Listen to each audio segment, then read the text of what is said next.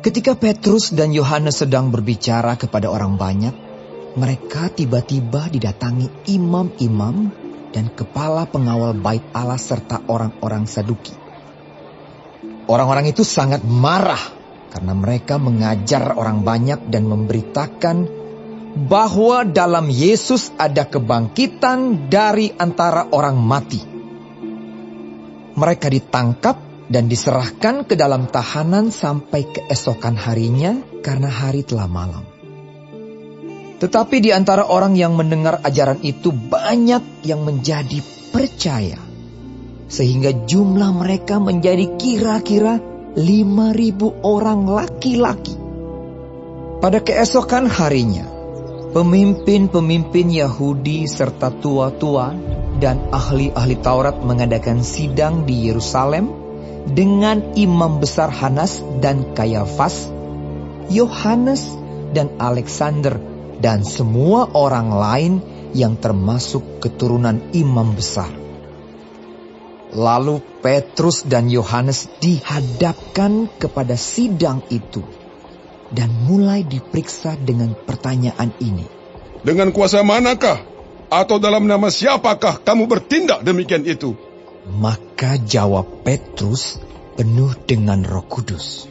Hai pemimpin-pemimpin umat dan tua-tua, jika kami sekarang harus diperiksa karena suatu kebajikan kepada seorang sakit, dan harus menerangkan dengan kuasa manakah orang itu disembuhkan, maka ketahuilah oleh kamu sekalian dan oleh seluruh umat Israel bahwa dalam nama Yesus Kristus, orang Nazaret yang telah kamu salibkan, tetapi yang telah dibangkitkan Allah dari antara orang mati, bahwa oleh karena Yesus itulah orang ini berdiri dengan sehat sekarang di depan kamu.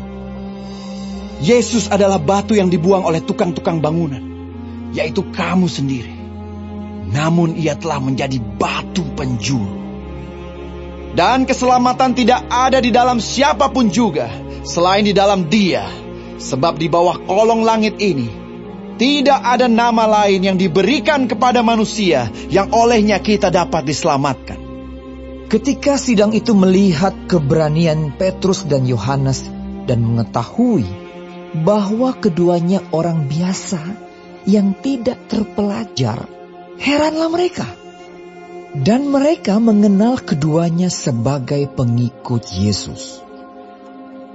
Tetapi karena mereka melihat orang yang disembuhkan itu berdiri di samping kedua rasul itu, mereka tidak dapat mengatakan apa-apa untuk membantahnya.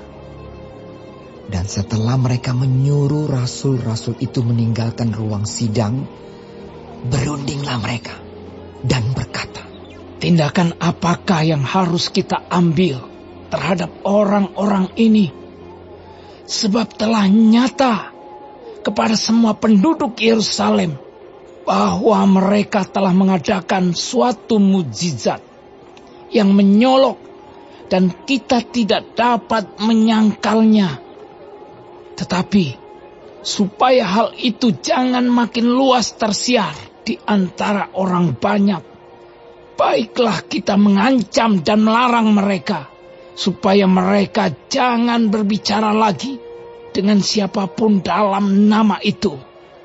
Dan setelah keduanya disuruh masuk, mereka diperintahkan supaya sama sekali jangan berbicara atau mengajar lagi dalam nama Yesus.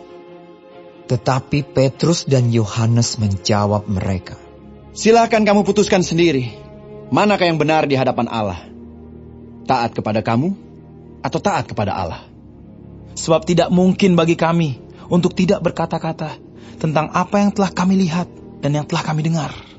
Mereka semakin keras mengancam rasul-rasul itu, tetapi akhirnya melepaskan mereka juga, sebab sidang tidak melihat jalan untuk menghukum mereka karena takut akan orang banyak yang memuliakan nama Allah berhubung dengan apa yang telah terjadi.